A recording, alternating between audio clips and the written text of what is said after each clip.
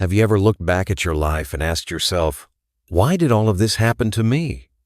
There are moments when everything seems to fall apart. Your job isn't working out. Relationships begin to crack, and even your health starts to decline. You try to make sense of it all, but what you see is just chaos. So what's really hiding behind these life storms? Here's the second thing I'd love for you to reflect on. What if all that pain, all those struggles, weren't meaningless? What if every single experience, the good and the bad, was actually part of something deeper? A plan that wasn't handed down by someone else, but born from your very own choices, thoughts, and actions from this life, or even from the past? And finally, I invite you to pause for a moment and gently turn inward. We wake up, we work, we take care of a million things, then we go to bed, just like that, year after year. But in all that rushing, have you ever really lived a moment fully? Or have you just been surviving, caught in a whirlwind you never chose? These three questions aren't just for you. They're the same ones I've carried through many years of Buddhist practice and through walking alongside thousands of students on their own spiritual paths. And strangely enough, the answers aren't far away. They've always been right here, in the Buddhist teachings in impermanence, karma, letting go, mindfulness, and acceptance. Not as abstract ideas, but as tools for living. So, how do we begin to understand the meaning behind the hardships we face? How can we turn suffering into wisdom and find peace right in the middle of life's storms? Let's take this journey together into the heart of applied Buddhist teachings, where every step, every breath, even every heartbreak can become a doorway to true inner peace. 1. Impermanence. Learning to live without clinging. There's one truth we all know, but so few of us really understand deeply. Everything changes. Our feelings change. Our health, our youth, our relationships, our jobs, even the people we love. Even we are not the same person today as we were yesterday. And yet, even though we know nothing lasts forever, there's something in us that just can't let go. We know we should release, but our hands still hold tight. We know we should accept, but our hearts resist. Sometimes it's just a breakup, a loved one passing, a missed opportunity, and we carry that pain for months, sometimes years. Why? Because the mind isn't ready for change, and life doesn't wait for us to be ready. In Buddhism, this truth is called impermanence anicca. The Buddha taught, all conditioned things are impermanent. When one sees this with true wisdom, one becomes free from suffering. That's not just something to quote. It's a reality. One you can feel, one you can live, right here, right now. Imagine a river. Not a single drop stays the same. It's constantly flowing. And so are we. No moment in life remains frozen. We might want to hold on to a perfect afternoon, a familiar smile, or a feeling of peace. But like water through our fingers, they move on. And that's exactly why each moment is so precious. When we truly understand that this too shall pass, we stop clinging to what's gone and stop fearing what hasn't arrived. A dear elderly friend once told me, that year I lost both my parents within 3 months. It felt like the life had been drained from my chest.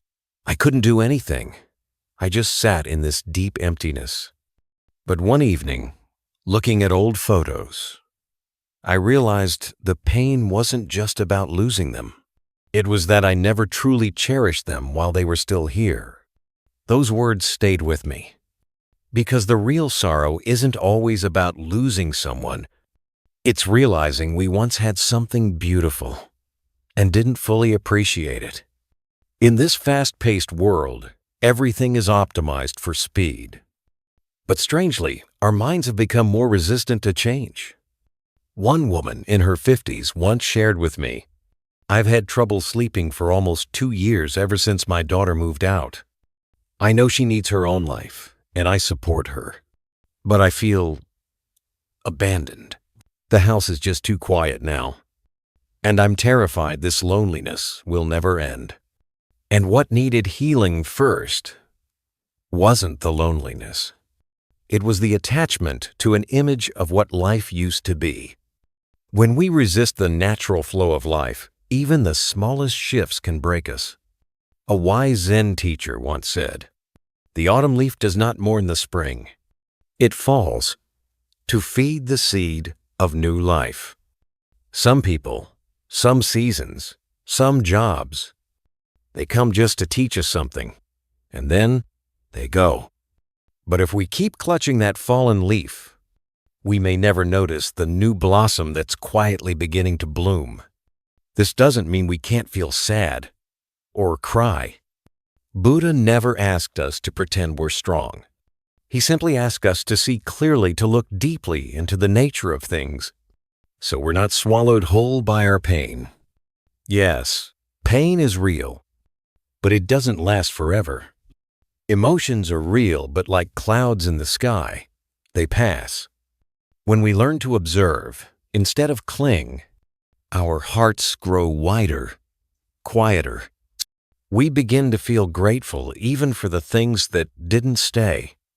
Sometimes, the very act of letting go is the biggest gift life can give us. Impermanence doesn't make life meaningless. It makes every second sacred. Because we know this moment, this person beside us, this very feeling might not be here tomorrow. So live fully, love deeply, forgive gently, and be grateful for whatever is here right now. In Buddhism, understanding impermanence is the first step toward freedom. Not because life becomes easier, but because we stop fighting it. We start flowing with the river, with gratitude, with clarity, with a heart that no longer holds on too tightly. And that is where peace begins. When we stop gripping, life becomes lighter. When we stop resisting, clarity comes. And in that moment of surrender, true happiness begins to bloom. 2. Letting go. The art of finding freedom. There's something strange we've all experienced. The tighter we hold on, the more exhausted we feel. The more we cling to a person, an outcome, or a beautiful memory from the past, the heavier our hearts become. It's like carrying an invisible rock on our backs. And then one day, when we're just too tired to keep holding on, we let go. And oddly enough, that moment, that tiny release feels like the lightest we've ever been. In the Buddhist teachings, letting go doesn't mean giving up. It's not weakness or surrender. It's a conscious, awakened act, like the exhale after a deep breath. When you breathe out, you're not losing the breath. You're simply making space for a new one to enter. Letting go is just like that. It's not loss, it's opening. It's a quiet invitation for peace to step in. There was a woman who once came to a retreat. She had gone through a painful divorce. It had been 2 years, and yet she was still living in the past, asking the same questions over and over. Why did it end like that? What did I do wrong? I tried so hard. She didn't cry, but you could see the weight in her eyes. One morning during walking meditation, she stopped to look at the dry leaves scattered along the path, and she whispered, "Even the leaves have to fall." That day, she wrote in her journal, "I still love him, but today, I don't want to carry him in my heart as a wound anymore. I want to hold him as a lesson." No one told her to let go, but when she chose to, something opened up inside her. We often think that holding on keeps us safe, But the truth is, holding on to something that no longer fits only causes more pain. It's like clinging to a dried-up rose. All that's left are thorns. The Buddha was very clear about this. In the First Noble Truth, he said, "Attachment is the root of all suffering." It's not the situation that hurts us, it's how we relate to it. It's not losing a loved one, a job, or our social status that causes the most pain. It's our inability to let go of what's already gone. There was once a middle-aged man who lost everything in a bad investment. He went from being wealthy to being deep in debt. He told me, "I'm not afraid to start over. What I can't get past is the shame. The fact that I used to be at the top."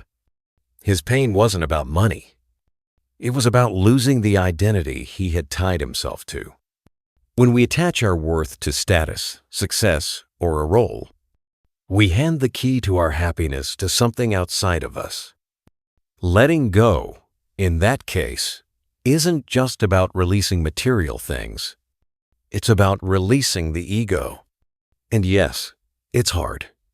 But once it's done, the heart becomes light as a cloud.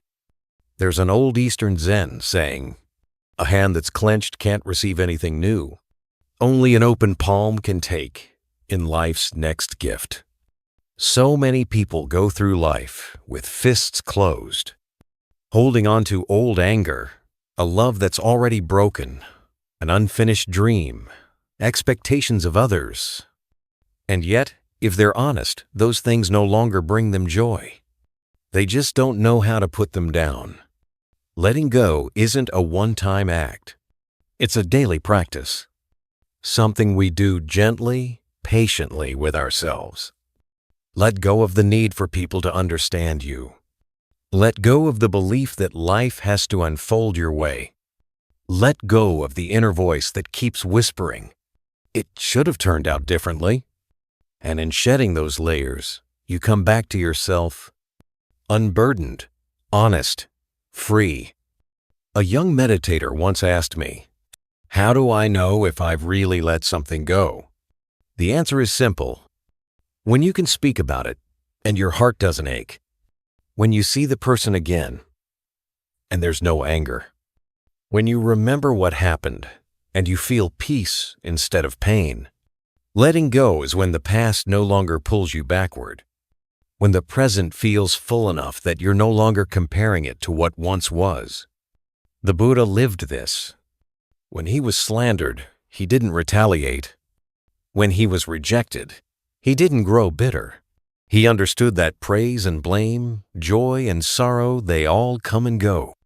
Like waves crashing on the shore, some soft, some fierce, but none of them stay. He stood still like solid ground beneath the waves. Not clinging, not avoiding, just fully present and letting things pass. There's a beautiful image for meditation. The mind that clings is like a hand holding a string tied to a kite. The wind blows, the string tightens, and the hand grows tired. But when we cut the string, the kite flies, and we are free. The wise do not hold on to everything. The wise know when to let go. Letting go doesn't make you weak. Letting go is a sign that your inner strength has matured. Only when we're strong enough, when we've seen through the illusions, when we trust the law of cause and effect, can we truly let go. And in that letting go, real freedom begins. So let me ask you, is there something in your life that's ready to be released? Maybe a dream that no longer fits who you've become. Maybe a person who no longer walks beside you. Maybe a wound you've been carrying for far too long. There's no rush. Just take a look. And then gently, one breath at a time, let go. 3. Gratitude in every moment, planting the seeds of present happiness. There's a kind of light that doesn't come from the sun, and it doesn't come from lamps either. Yet, somehow, it's powerful enough to dissolve the darkness in our hearts. It's called gratitude. Not everyone knows how to name it. And even fewer realize that gratitude is actually the foundation of true happiness. Happiness doesn't come from having more, it comes from seeing the enough in what we already have. One early morning, during a meditation retreat in the pine forests of Northern California, a gentleman in his late 60s shared this during a listening circle. "I used to think happiness meant more. More money, more houses, more successful children. But the more I had, the more anxious I became. Then one day, I felt a sharp pain in my chest, and the doctor said I just had a mild heart attack. In that moment, all I could think was, if only I could just breathe normally again. If only I could see the sunrise one more time." I found myself being grateful for every single breath. I still had even the pain, because it woke me up. The whole group sat in silence afterward, not from fear, but because his words touched something so real.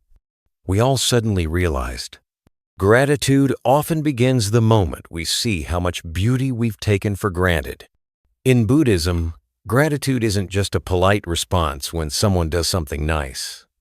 It's a state of mindful presence, where every breath, every sunbeam, every smile, and even every disappointment becomes a gift. The Buddha once said, "Be grateful to everyone, for everyone is here to teach you something." He didn't say only be grateful for the good people. He didn't say only be grateful when life is smooth. He taught us to be grateful for everything because everything is part of our awakening. A young meditation student once shared her experience walking mindfully after a long period of depression. "Each step on the wet grass made me feel alive again, not because my sadness had gone, but because I could finally see. I still had my legs. I was still able to walk, and the earth was still holding me so gently." That was her turning point, not because her life changed, but because her way of seeing did. Gratitude helps us see the present moment with an open heart. And when the heart is open, life no longer feels like a race. It becomes a miracle happening right now. In our busy lives, it's easy to forget this. We get frustrated in traffic. We complain when it rains. But how often do we pause and feel grateful? That we still have a home to return to? That we still have a car to drive? That the rain is still watering the trees? A friend who works in hospice care once told me, "Most of the people I care for share the same regret. Not that they didn't accomplish something big, but that they didn't appreciate the small things. A meal with their kids, a hand they used to hold, the birds singing outside their window." When we rush through life, happiness passes us like a breeze. But when we practice gratitude, we start to catch those little miracles. In one sutra, the Buddha spoke about the heart of mudita rejoicing in others' happiness. It's a form of unconditional gratitude, one that softens jealousy, quiets comparison, and lets us simply be happy because this world still holds beauty. At many meditation centers, each meal begins with a simple reflection. "I am grateful for all the hands that made this food possible." That one sentence reminds us, nothing just appears. A grain of rice carries sweat, soil, sunlight, and love. And gratitude is how we stop sleepwalking through life.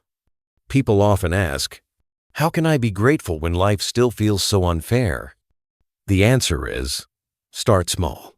Be grateful that you can still breathe while someone else is breathing through a machine.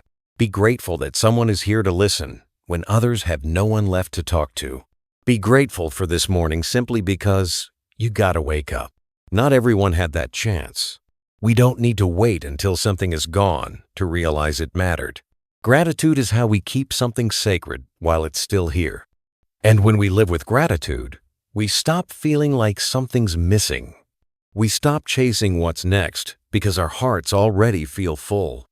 We stop competing because we suddenly realize we already have so much more than we ever noticed. Gratitude doesn't make us passive.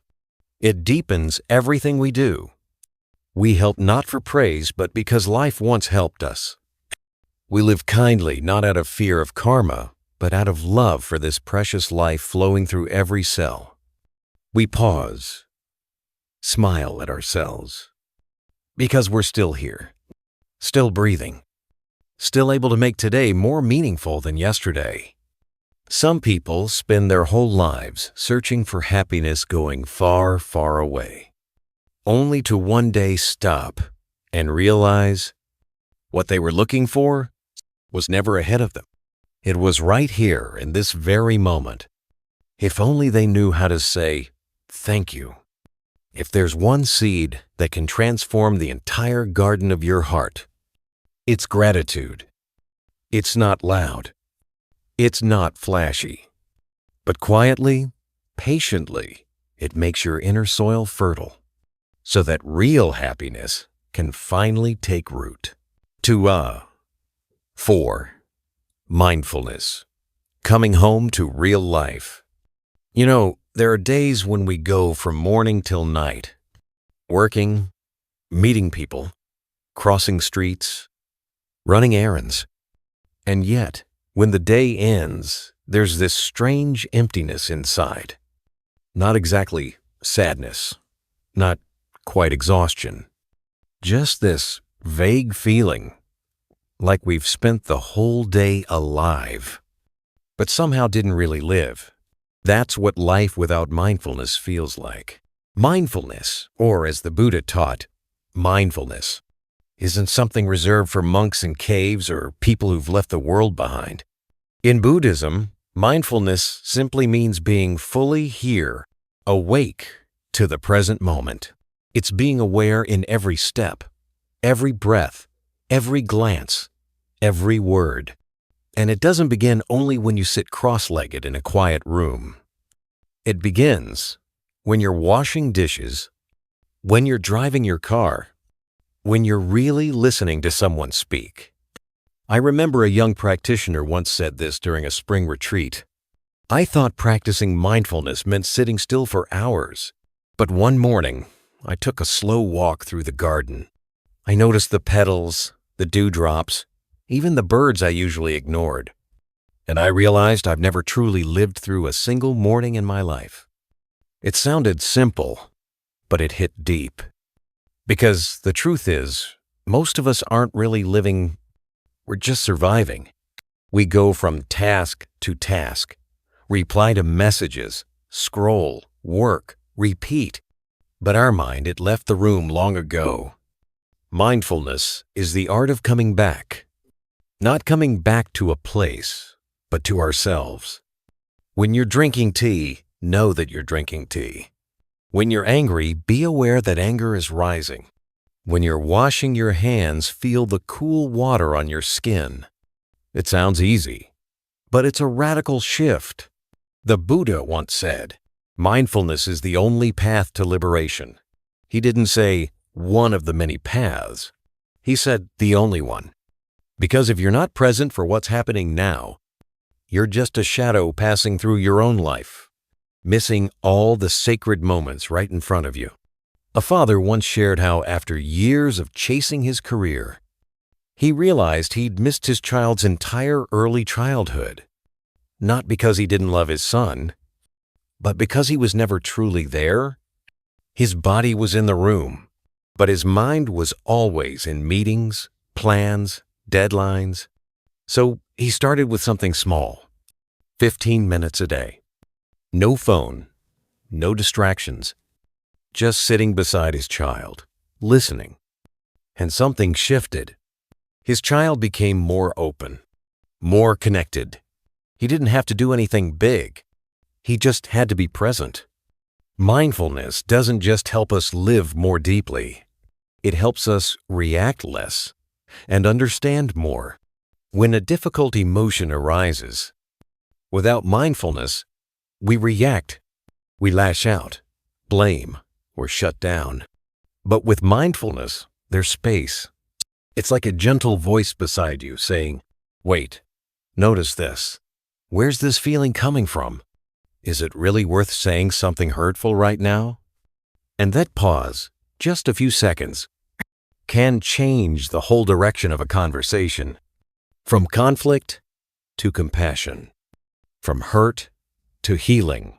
Mindfulness is also a remedy for forgetfulness. And I don't mean forgetting keys or names. I mean forgetting that we're alive. We forget that simply breathing is a miracle. We wait until we lose our health, our time, or someone we love to realize how precious it all was. But mindfulness, it lets us see that miracle while it's happening. It lets us feel the beauty of the wind, the wonder of a laugh, the peace of simply sitting still on a quiet afternoon. There's a saying from an old Zen master, "The one who lives mindfully doesn't live longer than others, but lives more deeply." Life isn't about going faster. It's about touching each moment with full presence. Mindfulness doesn't stretch the length of your life. It stretches the depth of it. And the practice doesn't need anything fancy. Just slow down. Slow down when you eat so you taste your food. Slow down before you speak so you know if those words are necessary. Slow down before you react so your heart can breathe first. Little by little, day by day, we return, not to some faraway temple, but to the one place we've always belonged, ourselves whole, peaceful, and awake.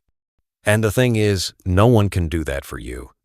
Mindfulness is a gift you give yourself, so your life doesn't pass by without you in it. 5. Karma.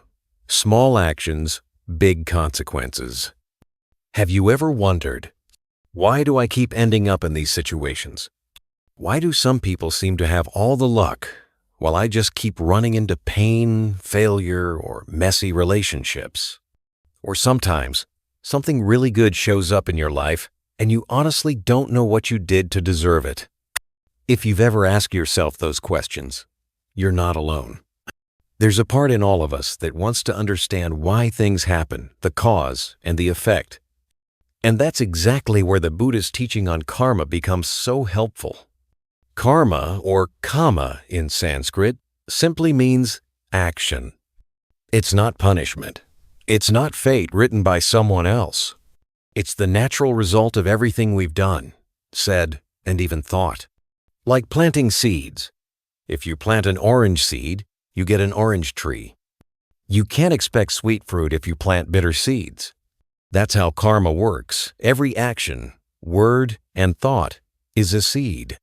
It sits quietly in our mind, and when the conditions are right, it starts to bloom.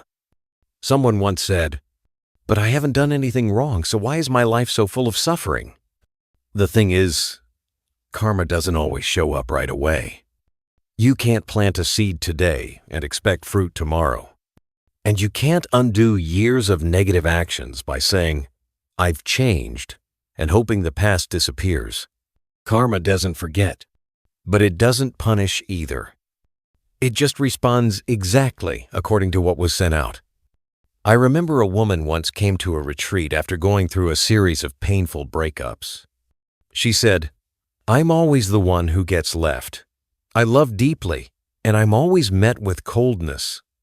But when she started reflecting not to blame herself, but to understand, she realized something. She had been choosing partners who didn't truly love her, because deep down, she hadn't been loving herself. It wasn't that she deserved the pain, but she had been unconsciously planting those seeds every time she ignored her own worth. Her healing began when she started treating herself differently. And that's when karma started changing direction. The Buddha once said, "Beings are the owners of their karma. They inherit their karma. Karma is the womb, the relative, the refuge." That might sound heavy, but it's actually a teaching about freedom. Because if we create our karma, then we can change it too. And that transformation starts with the smallest things. A kind thought, a gentle word, a sincere action. Don't underestimate the small stuff. A careless comment can leave a wound that lasts years. but a compassionate look, or a simple, "Are you okay?" can be the light that helps someone through the darkest time. There's a well-known story in Buddhism about a man who had lived a violent life. When he finally met the Buddha, he asked, "Can I still change? I've made so many bad choices." The Buddha didn't shame him. He simply asked, "If you have a cup full of poison, and each day you add a drop of clean water, don't you think that cup will eventually be purified?" The man nodded, and the Buddha smiled. "Your heart is the same. Every single wholesome action, no matter how small, begins to purify your karma." There are people who have lived in anger, greed, selfishness, and then one day, something awakens in them, and they choose to start over to plant new seeds. No one stops them, because no one can. Only they can walk that path with patience and mindfulness. So if you ever feel stuck, or like your life is stuck in a loop, start by simply observing yourself. Don't blame fate. Don't blame others. Just gently ask yourself, what kind of seed am I planting right now?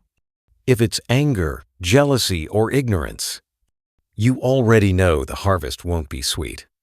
But if it's compassion, mindfulness, or wisdom, then you're watering the seeds of peace, connection, and healing. Changing your karma isn't magic. It's the art of planting small, intentional seeds, one moment at a time. And one day, when the fruit arrives, you'll look back and feel deep gratitude for the version of you who didn't give up and kept planting quietly, patiently, even when no one noticed. 6. Turning pain into wisdom. The magic of mindfulness. There's one thing that every single one of us will experience at some point sooner or later, and that's pain. Sometimes it arrives quietly, like a cold breeze in the middle of spring. Losing a job, a relationship falling apart, the death of someone you love. Other times, it hits like a storm with no warning, an injury, a betrayal, a failure, or illness. And in those moments, it's so easy to ask, why me? Why is life so unfair? But Buddhist teachings don't ask us to run away from pain. They don't tell us to just tough it out either. Instead, the Buddha taught this powerful truth. If we hold our pain with understanding and mindfulness, it can become one of our greatest teachers. There was once an older man at a 10-day retreat who shared his story. He had lost his son in a car accident. The grief shut him down. He stopped talking, stopped laughing. He didn't want to go on living. But during those days of silence and sitting with himself, he didn't push the pain away or drown in it. He simply sat with it, listened to it, held it. And one day he wrote something that left the whole Sangha speechless. "I realized my son taught me how to love more deeply even though he's no longer here." The pain didn't disappear, but it transformed. From suffering came insight. From loss came compassion. From tears came awakening. In the very first teaching the Buddha gave after enlightenment, the first turning of the wheel, he spoke of the Four Noble Truths. And the very first truth was, life involves suffering. It wasn't a pessimistic statement. It was a clear-eyed observation of reality. But he didn't stop there. He also taught the path to go beyond that suffering, not by erasing all sources of pain, but by understanding them and being mindful in how we relate to them. To see that pain is a part of being human. And when we're brave enough to face it with calm awareness and no judgment, it can lead us to deep wisdom. Because pain, when it's not understood, turns into anger, into blame, into harming ourselves or others. But pain, seen through the light of mindfulness, becomes fuel for compassion. Someone who's lived through poverty can grow up to have deep empathy. Someone who's been deeply wounded can become a healer if they stop running and start learning from their past. Mindfulness is like a lantern in the dark. It doesn't make the pain go away, but it helps us see clearly instead of being swallowed up. We begin to see our anger, our grief, our regrets, like clouds passing through the sky. We don't have to cling. We don't have to fight. Just breathe and look deeply. There's a beautiful image in Buddhist practice. Facing pain with mindfulness is like holding a crying child in your arms. You don't scold the child. You don't ignore it. You just hold it. Gently, lovingly, and slowly the child settles down. The same is true with our pain. When it feels seen and held, it begins to soften, just like a child who stops crying once they feel safe. Here in the West, many people grow up being told, be strong, don't cry, don't be weak. So when pain shows up, they don't know how to be with it, except to push it away or pretend it's not there. But in Buddhism, being vulnerable isn't a weakness. Crying isn't failure. Suffering isn't proof that you did something wrong. It's an invitation to turn inward, to grow deeper, to grow wiser. I remember a mother once shared during a mindfulness retreat in Oregon. She had lost her son to addiction. She said, "When he died, I thought I would die with him. But one day, I realized I can't change the past. What I can do is live the rest of my life with all the love I had for him and give that love to others who are suffering like he did." Her compassion, her wisdom, didn't come from a book. It came from the cracks in her heart. And just like sunlight shining through broken glass, sometimes it's through the cracks that light becomes most beautiful.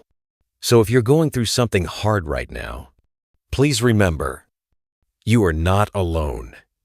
And no matter how deep the pain is, it can become a turning point. All it takes is to pause, to listen to it, to hold it gently, and to ask, what are you here to teach me? Because sometimes the greatest teacher isn't the one who shows up when everything's calm. It's the one who holds your hand through the storm. And sometimes that teacher is pain. 7. Living with acceptance. Welcoming reality with an open heart. There's a kind of suffering that most of us know all too well. It's not about loss or illness or even financial hardship. It's the suffering that comes from wishing things were different. We want our loved ones to understand us better. We want our children to live up to our hopes. We want life to be more fair, less chaotic. And when reality doesn't match those expectations, we feel disappointed. We feel hurt. Sometimes we even get angry or just give up. But the real cause of pain in those moments isn't what's happening on the outside. It's the resistance we're holding inside. One of the most profound teachings from the Buddha says this: suffering doesn't come from what happens to us. It comes from how we respond. Now, acceptance from a Buddhist perspective doesn't mean giving up. It's not about pretending everything's okay or agreeing with what's wrong. It's simply about letting go of the fight against what is. It means we stop that inner voice saying, "This shouldn't be happening." We stop battling reality with what-ifs and if-onlys. And the moment we stop resisting, something shifts. Our heart softens. Our mind lightens. Peace sneaks in through the very door where struggle just walked out. There's a classic Zen story that goes like this. A farmer's horse ran away. Everyone said, "Oh no, how unlucky." He simply replied, "Who knows what's good or bad?" A few days later, the horse returned, bringing 3 wild horses with it. "Wow, you're so lucky now," the neighbors said. "Again," he answered, "who knows what's good or bad?" Then his son tried to ride one of the wild horses, fell, and broke his leg. "Oh, how unfortunate," they cried. But the farmer just smiled. Who knows? Soon after, soldiers came to the village, drafting young men for war. His son was spared because of the injury. The story ends there, but the lesson stays with us. We never see the full picture. What feels like a curse today might just save us tomorrow. So, why try to control everything? Why not open our hearts to life as it is? Acceptance doesn't make us weaker. If anything, it gives us real strength, the kind that lets us act from a calm, clear place. Because only when we stop being pulled around by frustration or unmet expectations can we truly see what needs to be done. Now, don't get me wrong, acceptance doesn't mean doing nothing. The Buddha taught, know the truth, then act wisely according to the truth. Acceptance is just the first step. Only when we stop fighting reality can we respond to it skillfully. There was a mother who once spoke during a Dharma talk in Southern California. Her son was struggling with addiction. She had tried everything, praying, yelling, pleading, threatening, but nothing worked. One day, she sat quietly and whispered to herself, "His path isn't what I wanted for him, but maybe I need to love him as he is, not as I wish he'd be." From that moment on, she didn't give up on her son. She just shifted how she showed up. She listened more, expected less, trusted more in the good that still lived within him. And slowly, the relationship healed. From the mother's quiet acceptance, her son began to change. In daily life, we can start practicing acceptance with small things. A sudden rain shower, instead of being annoyed, just feel it. Traffic, instead of getting angry, take a breath. People who don't understand us and maybe never will, and that's okay. Even ourselves with all our flaws, mistakes, tired days, and imperfections. Each act of acceptance creates a little more space inside. Space for peace. Space for compassion. Space for joy to return. One elder teacher once said so simply, "Acceptance is not weakness, it is wisdom."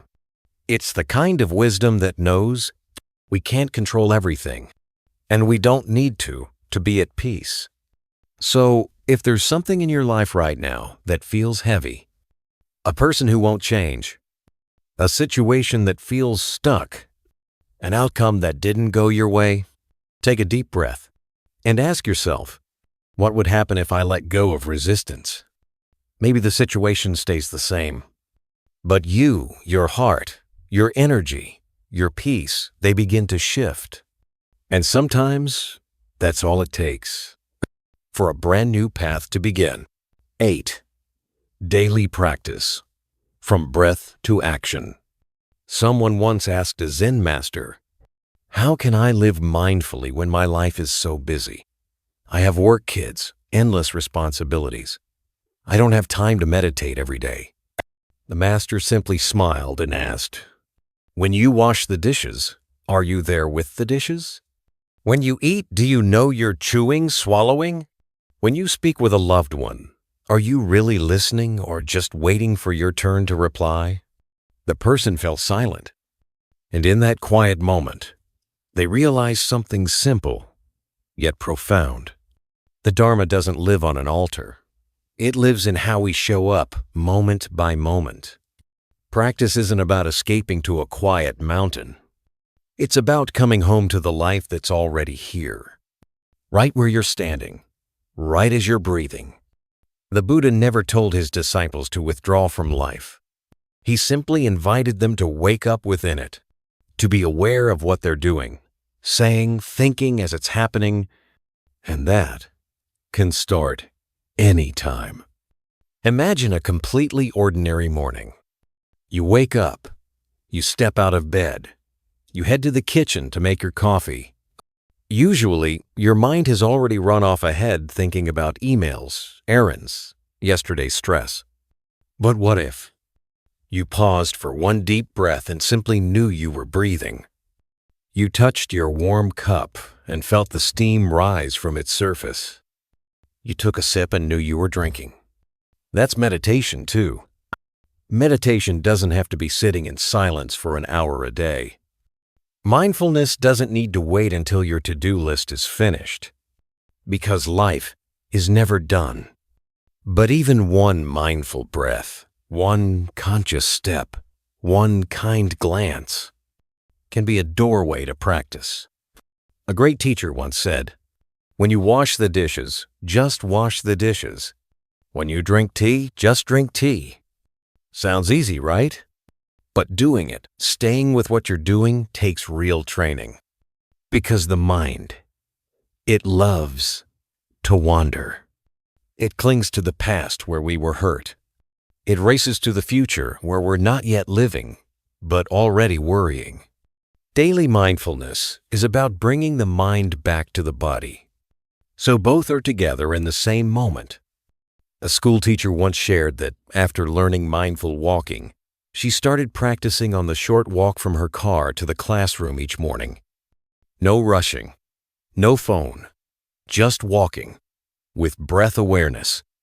She said, "Just 5 minutes each day, and I'm more grounded the whole day. I'm not as reactive when students get noisy. I listen to them with a patience I never had before." One small shift, and it changed her whole classroom. It's like this. If while washing dishes, you know you're washing dishes, you're no longer just scrubbing for the sake of getting it done. You're meditating. You're touching the water and letting the water touch you. You're not just cleaning bowls. You're gently scrubbing the restlessness out of your mind. If you've ever asked, "How do I apply Buddhism to real life?" Here's the answer. Be fully present in whatever you're doing. Listen to your child's story without checking your phone. Eat your meal without scrolling the news.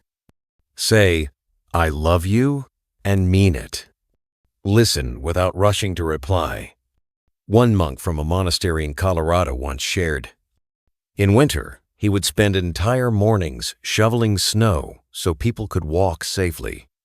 Someone asked him, "Don't you get bored doing that?" He laughed. "When I'm shoveling snow and know I'm shoveling snow, each layer that melts is like a layer of sorrow melting inside me." Daily practice doesn't have to be grand. You don't need a fancy retreat or a new app.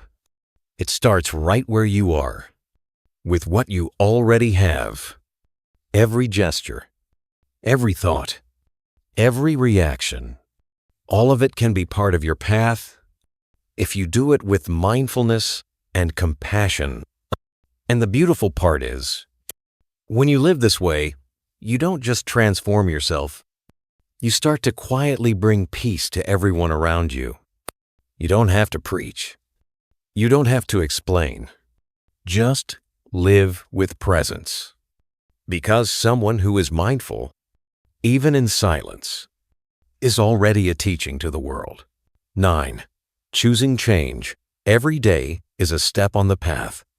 There's a belief many people carry quietly inside, that I can't change, because they've made mistakes, because they're getting older, because their circumstances feel too heavy, because the past is carved into their bodies and their hearts.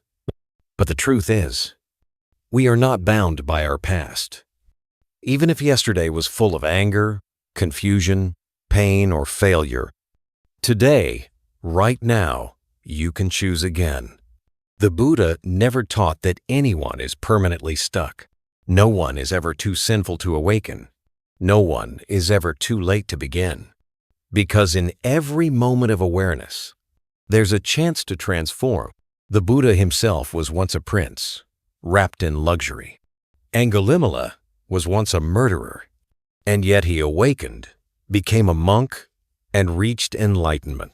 The very people who seemed beyond redemption became teachers of compassion and wisdom, not because they were special, but because they dared to choose differently. There was once a man in his 50s, a former alcoholic who had hurt his family, lost opportunities, and drifted far from himself. One day, walking past a meditation center, curiosity nudged him to step inside. He sat through a Dharma talk, and only one sentence stayed with him. No one can go back and start over, but anyone can start from here and write a new ending. The next day, he came back. Then a week, then a month. No one pushed him. No one demanded he change. Only his own quiet choice made again and again.